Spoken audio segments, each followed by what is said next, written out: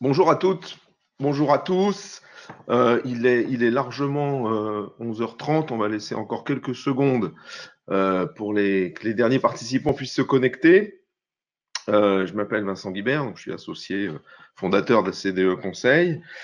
On est très heureux de vous accueillir aujourd'hui dans cet espace en ligne de la CDE. Chaque semaine, on aborde un thème différent, dont le traitement finalement nous ramène inéluctablement à des questions de management, d'où ce titre générique Parlons management. Aujourd'hui, on va parler des risques psychosociaux et principalement du stress. Alors, on le sait, beaucoup de demandes de formation portent sur la gestion du stress. En ce qui nous concerne, on préfère plutôt mettre l'accent sur la manière d'éviter que le stress s'installe et qu'il se propage. Voilà. Alors, grâce à la plateforme, là, vous pourrez intervenir tout au long du webinaire qui va durer une petite demi-heure, poser des questions. On y répondra au fur et à mesure ou en fin de session, selon la teneur des sujets abordés.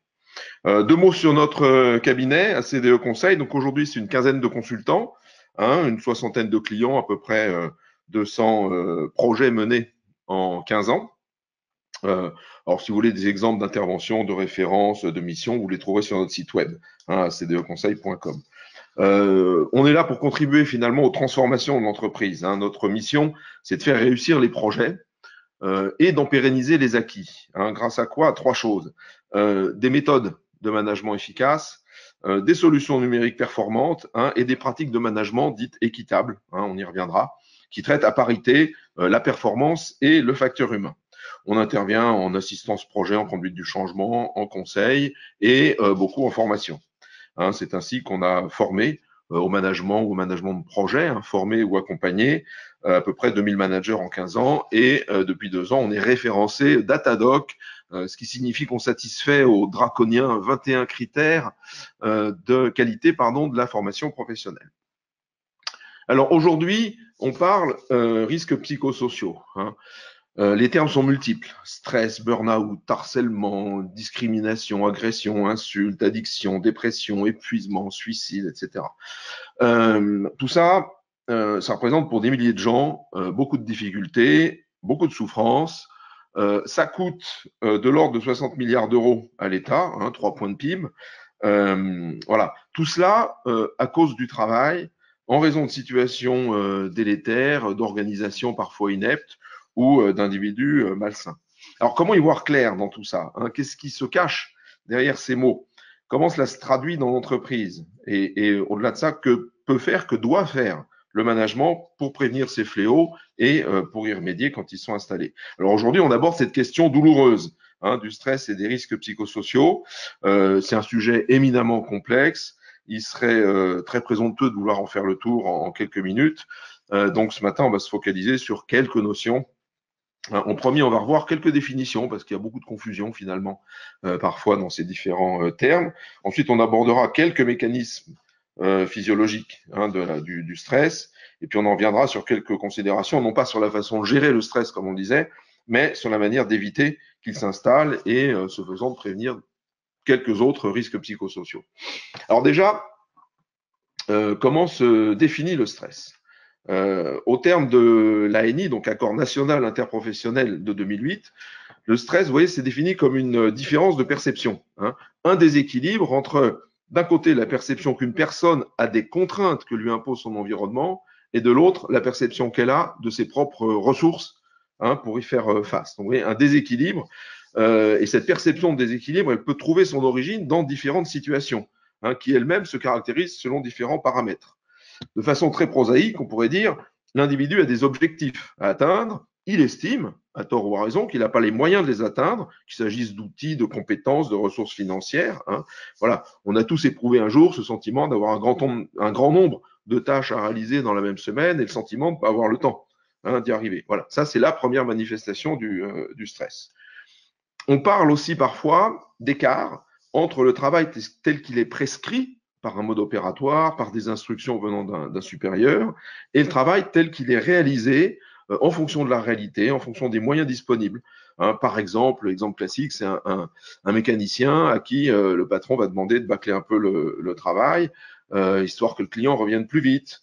C'est aussi, par exemple, dans le monde hospitalier, des aides-soignants qui se voient contraints de passer que 10 minutes avec un malade dont ils se disent qu'ils auraient besoin de bien plus de temps et qu'on s'occupe de lui. Voilà. Donc ça, c'est une deuxième manifestation du stress, écart entre le prescrit et le réel. Il y a une troisième façon, caractériser le stress, c'est connu sous le nom du modèle de Karasek. Ça consiste à évaluer l'intensité, la demande psychologique d'un travail et de la mettre en relation avec l'autonomie, les marges de manœuvre dont on dispose. On parle de job strain en anglais. Voilà. Trois phénomènes qui, chacun, illustrent des écarts entre une situation telle qu'on la ressent et des moyens tels qu'on les ressent. Voilà. Le stress, c'est donc un mécanisme qui se crée, un mécanisme de défense de notre organisme qui est destiné à lutter contre ces écarts, contre ces agressions et à permettre à l'être humain d'affronter des situations nouvelles. Voilà. C'est une réaction d'adaptation de notre environnement en vue de maintenir un équilibre interne. Et enfin, par exemple, c'est lorsque des circonstances dérangeantes se multiplient que le stress affecte considérablement l'être humain. Alors c'est là, par exemple, qu'on peut différencier la notion de stress de celle de harcèlement, qui peut être une cause du stress. Alors vous avez là la définition légale du harcèlement au terme de l'article L1152-1 du Code du travail et de l'article 222-33-2 du Code pénal. Alors là, la loi est claire, aucun salarié ne doit subir des agissements répétés. Agissements répétés. C'est la répétition qui est constitutive de harcèlement. Et sur le plan mathématique, 2 fois, c'est le début d'une répétition. Alors, répétition donc de faits, de comportements ou de propos qui ont pour objet ou pour effet de dégrader les conditions de travail susceptibles de porter atteinte aux droits et à la dignité, d'altérer la santé physique ou la santé mentale d'un salarié ou de compromettre son avenir professionnel. Voilà. C'est ça la définition du harcèlement. Harcèlement, agissement répété entraînant une dégradation des conditions de travail. Et ces comportements, c'est puni par la loi. 2 ans d'emprisonnement ou 30 000 € d'amende. Avec en prime, un manager harceleur, par exemple, est passible d'un licenciement pour faute grave, qui, rappelons-le, le prive de son préavis et d'une indemnité de licenciement. La société elle-même, en tant que personne morale ou son représentant légal, pourront être poursuivis en justice. Alors on l'a vu, ces écarts, ils proviennent eux-mêmes de la conjonction de multiples facteurs personnels, contextuels, émotionnels, situationnels, qui sont dus à une organisation qui peut être complexe, avec des procédures compliquées, des demandes de reporting un peu incessantes, aux moyens ou pas dont on dispose, ou bien encore au comportement toxique de tel ou tel individu. Et cela d'autant plus que ces causes externes, elles peuvent se combiner à des facteurs internes, eux-mêmes dus à une situation personnelle ou familiale difficile, ou bien tout simplement liés au niveau d'exigence que chacun porte sur lui-même, et à la façon dont chacun est à même de relativiser ce qu'il estime avoir à faire en fonction des moyens dont il pense disposer. Vous voyez le côté subjectif de tout ça. Bref, quoi qu'il en soit, ce stress, il se manifeste en réaction à une émotion en général. Et cette émotion, pour rebondir sur le webinaire de la semaine dernière, c'est la peur. En l'occurrence, la peur de ne pas y arriver, la peur de ne pas être à la hauteur, ou bien pire, la peur de perdre son emploi. Le doute ou la colère qui résulte du constat d'une situation compliquée ou d'un comportement hors limite d'un interlocuteur, ça peut être aussi déclencheur de stress. Voilà. Alors, tous ces mécanismes de stress, ils ont été décrits il y a quelques dizaines d'années par un endocrinologue autrichien qui s'appelle Hans Selye, même à la fin du siècle dernier, je crois bien. Alors, ces mécanismes, ils se décomposent en 3 phases qu'on va balayer rapidement. Première phase, c'est une phase d'alarme. Le système nerveux est soumis à un déclencheur, une agression verbale, un sentiment qu'on ne va pas arriver, on vient de l'évoquer. Et cet agent déclencheur provoque la libération de ce qu'on appelle des neurotransmetteurs, adrénaline et noradrénaline, qui vont être notre première défense. Ça va nous préparer à gérer au mieux et au plus vite la situation, à savoir, il y a une alternative, c'est s'enfuir ou se battre. Il n'y a pas de troisième option. Et alors, cette activation des neurotransmetteurs on le vit tous les jours, ça augmente la fréquence cardiaque, ça augmente la tension artérielle, ça augmente la tension musculaire. Voilà, c'est des réactions qu'on connaît face à un danger. Et puis assez rapidement, une fois la menace écartée, les systèmes de régulation entrent en jeu et permettent le retour à l'équilibre et tout rentre dans l'ordre au bout de quelques minutes. Deuxième phase, on l'appelle phase de résistance. Alors, si l'exposition au stress se prolonge ou se répète, l'organisme entre dans cette deuxième phase, donc, et c'est là que le stress peut devenir nuisible. Parce qu'au cours de cette phase de résistance, c'est le système hormonal qui prend la relève avec la sécrétion de cortisol, connue sous le nom d'hormone du stress. Et la durée de cette phase, là, elle est fonction de l'intensité, de la durée d'exposition à l'agent stressant, elle est fonction des capacités d'adaptation de l'organisme. Alors, cette libération de cortisol, elle s'exprime au travers de différents symptômes, anxiété, angoisse, tension, hypervigilance. Bon, on ne reviendra pas là-dessus aujourd'hui, on n'a pas le temps. Et ce cortisol, il est libéré par les glandes surrénales.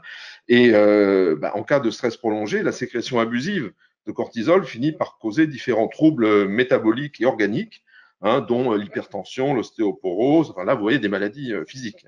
La diminution des défenses immunitaires, l'hypersensibilité aux allergènes, du diabète de type 2, des troubles cutanés et surtout chez les hommes, paraît-il, de l'embonpoint abdominal. Alors, ne me remerciez pas, messieurs, si vous apprenez là la cause d'un embonpoint abdominal contre lequel je ne doute pas que vous luttiez par ailleurs. Voilà. Si le stress persiste toutefois plusieurs mois, eh bien, on parle alors de stress répété ou de stress chronique. Et c'est là qu'arrive la troisième phase. Finalement, l'individu, l'organisme ne peut plus faire face. Donc, ça entraîne une dépense d'énergie importante et durable qui va mettre l'individu dans un état de survie. Et là, c'est la bascule dans cette troisième phase qui s'appelle phase d'épuisement. Parce qu'au bout d'un certain temps, le corps humain ne peut plus résister, justement. Donc, c'est là qu'on a des faiblesses et des difficultés de l'adaptation de l'individu face au stress. Voilà. D'un côté, l'organisme ne peut plus répondre de façon adaptée.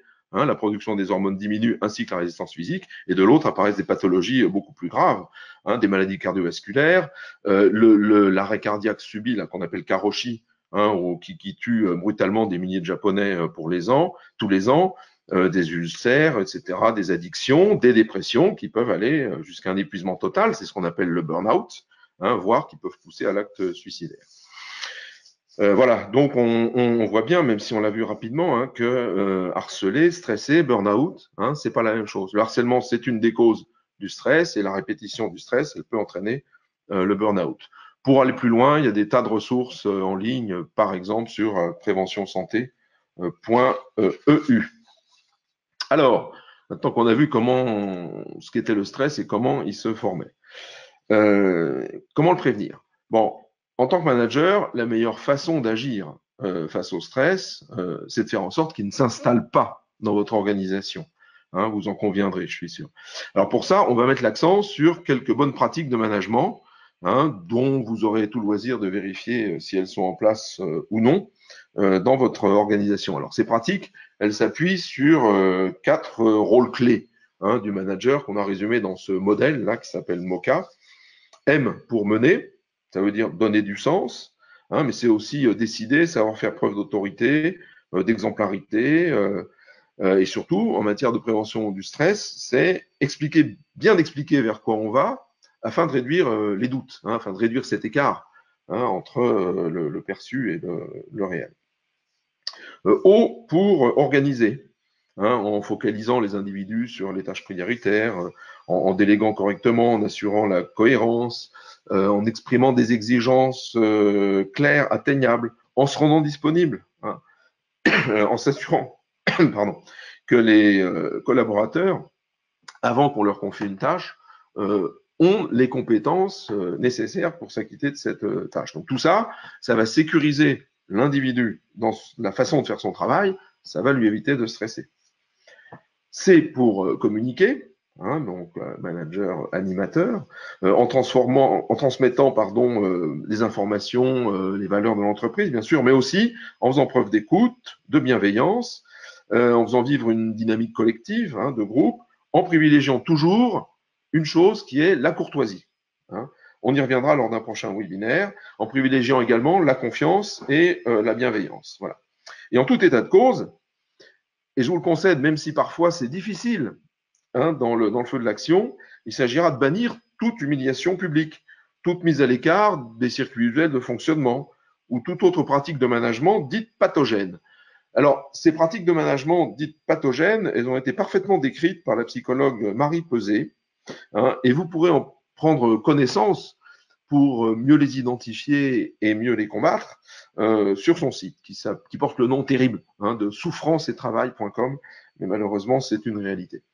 Et enfin, quatrième rôle clé du manager, le A pour accompagner. Donc, c'est bien sûr responsabiliser, mais c'est aussi prodiguer attention, reconnaissance, qui augmente la confiance, qui diminue le doute et donc qui diminue le stress. C'est piloter la montée en compétences, c'est se préoccuper des plans de charge, des difficultés de chacun, des équilibres vie privée, vie personnelle. C'est une grosse source de stress, avec notamment les questions de droit à la déconnexion, etc., etc. Là, le manager va agir plus en coach. Voilà, donc, top priorité pour prévenir le stress, ça va être de mettre en place des modes de management qu'on appelle équitables, qui traitent à parité la performance de l'entité, que ce soit une unité, une business unit, une usine, une entreprise, et l'épanouissement des individus, et dont est bien évidemment banni toute pratique pathogène. Voilà.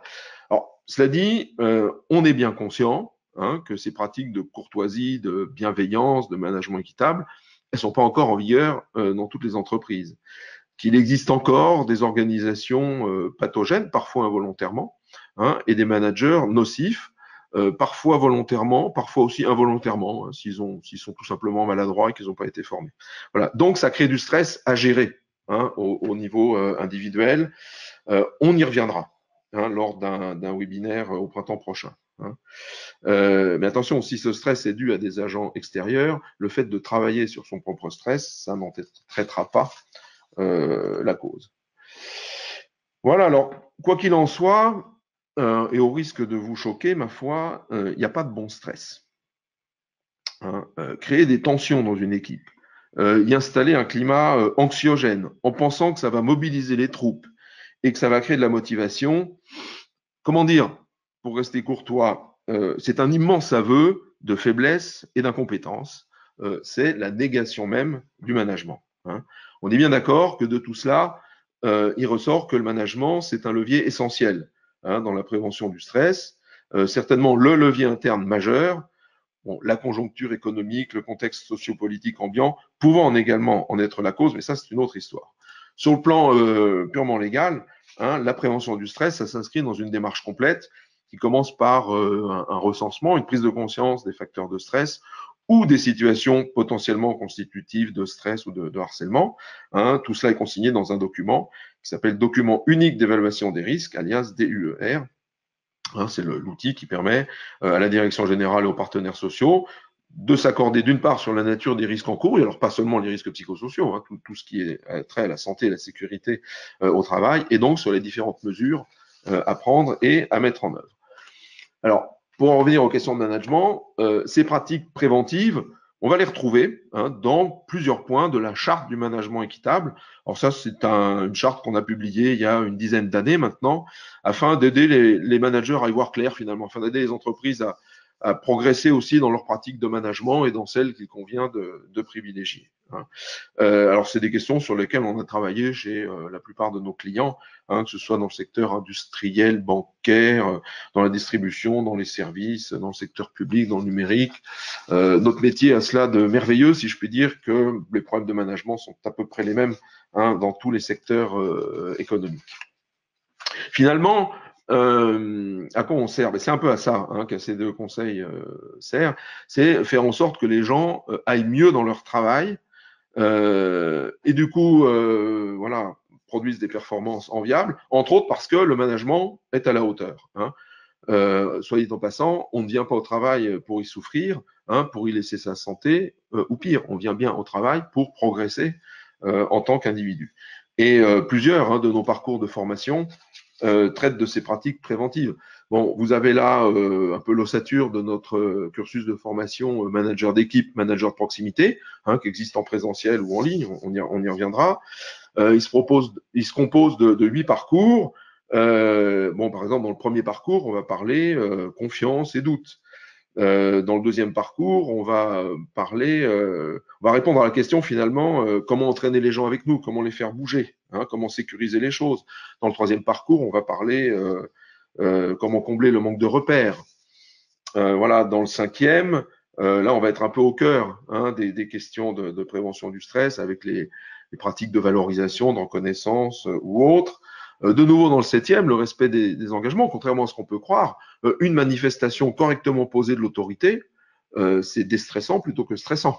Hein, ça permet à l'individu d'être recadré conformément à un cadre qui a été défini auparavant. Ça permet à l'individu de comprendre les erreurs qu'il a pu commettre et puis de sécuriser les prochaines actions. Et dans le dernier parcours, qui s'appelle Agir en leader, on revient également sur plusieurs aspects légaux hein, du rôle du manager et de la gestion du stress. Alors tout ça, vous aurez le loisir de le regarder en détail hein, sur la plateforme acdo-academy.fr. Bien évidemment, on sera ravi de vous rencontrer pour vous en reparler. Alors en matière de prévention du stress, c'est pas tout.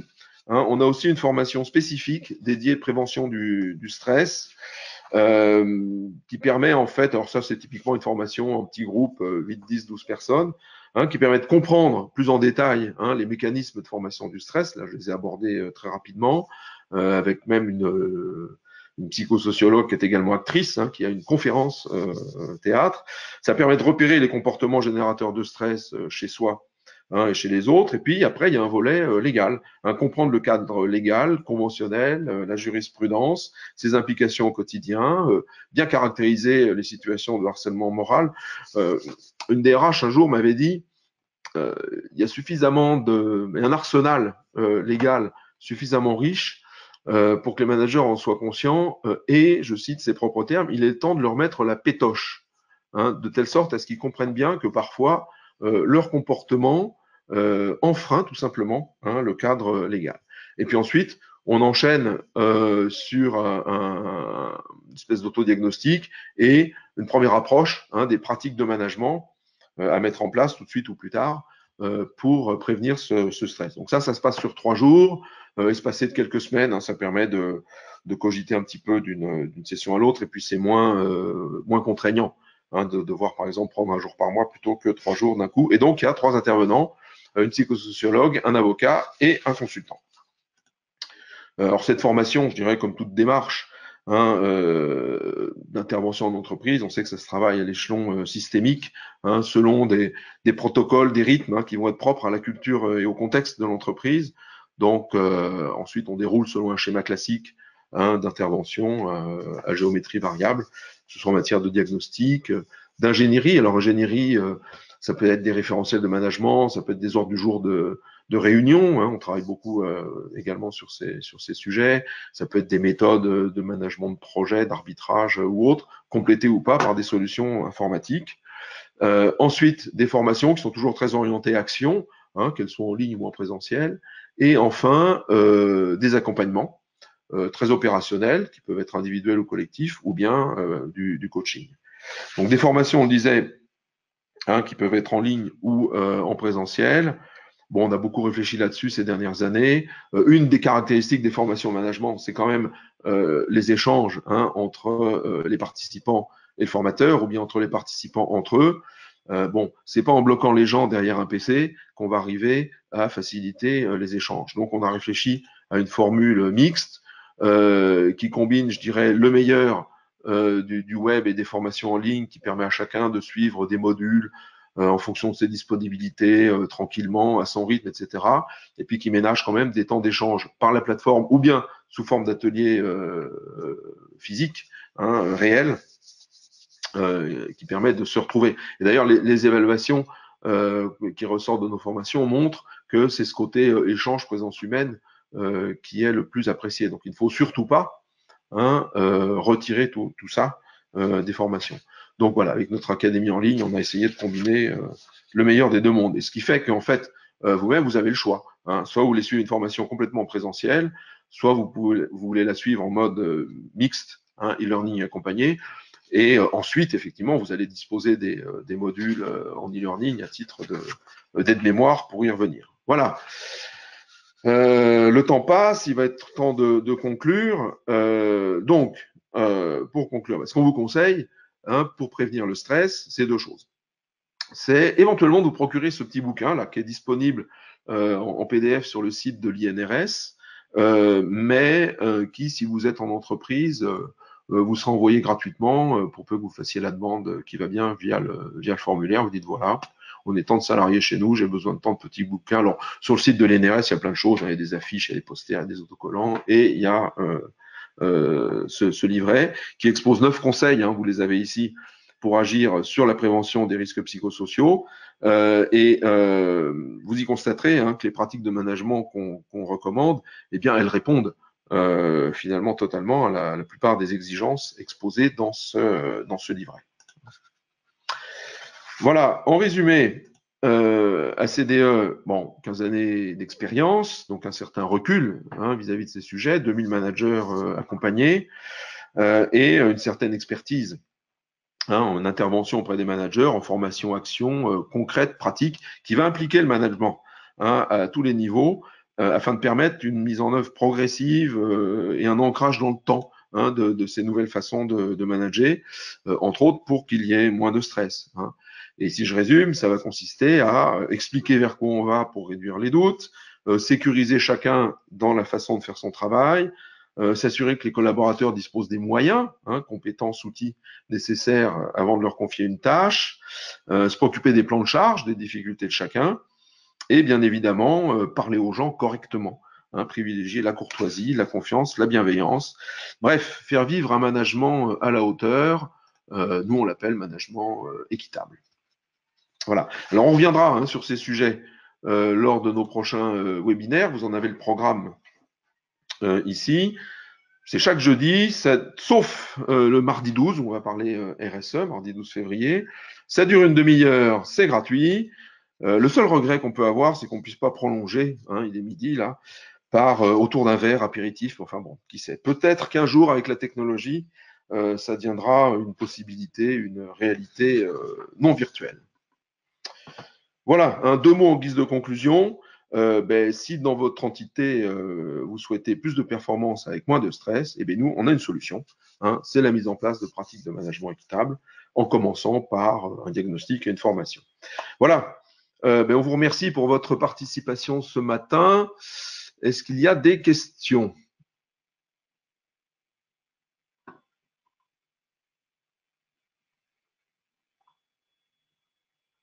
Alors, on me signale qu'on n'a pas vu le PowerPoint. Voilà, j'en suis désolé, c'est tout ce qu'il en est de la technologie. Alors, je vous remercie, en tout cas, d'être resté jusqu'au bout. Je suis désolé, alors je vous l'enverrai, hein, bien évidemment, j'ai vos adresses mail. Et puis, on se reparlera s'il y a des questions. Alors, quand même, trois questions. Est-ce que la formation de 3 jours est aussi en e-learning ? Non, elle ne l'est pas, compte tenu du taux intense d'interaction hein, qu'il y a dans cette formation. On n'a pas trouvé le moyen, et très sincèrement, on l'a pas cherché, hein, le moyen de la mettre en ligne, parce que le fait de tenir une formation comme ça en live dans l'entreprise, ça contribue directement à la diminution du stress hein, également. Deuxième question, qu'est-ce qu'il existe comme outil de diagnostic ? Alors, j'ai parlé du test de Karasek. Il y a aussi des outils de diagnostic fournis par l'ANACT, l'Agence nationale d'amélioration des conditions de travail, et les ARACT, l'Agence régionale, par l'INRS. Hein, je crois qu'ils peuvent détacher des consultants gratuitement ou quasi pour un premier panorama, je dirais. Et nous, on a des outils de diagnostic. Alors, bon, on a dans le cadre de la formation de 3 jours là, un outil orienté stress, et puis on a différents niveaux d'outils d'évaluation des pratiques de management hein, qui sont autant d'éclairage sur le stress. Voilà, dernière question. Quand peut-on se rencontrer ? Écoutez, voilà, on va se reparler tout de suite hein, pour faire le point. Voilà, donc au-delà de ces webinaires, hein, notre ambition, c'est aussi de faire vivre une communauté dédiée hein, au management, un forum. Donc en fait, c'est le forum Management équitable sur LinkedIn, hein, qui permet de faire part de toutes ces questions, de retour d'expérience, de nous solliciter, hein. Si vous avez une question ponctuelle sur du stress dans votre entreprise, vous pouvez nous la poser. On ne verra pas une facture directement avec la réponse. Donc suite à ça, alors je vous renouvelle toutes mes excuses du fait que le PowerPoint n'ait pas été diffusé. Donc on vous l'envoie sans tarder. Vous aurez le lien vers la chaîne publique, vers le site ACDE Academy et vers notre site d'une façon générale. Voilà, bah, je vous remercie encore pour votre participation et je vous dis à bientôt.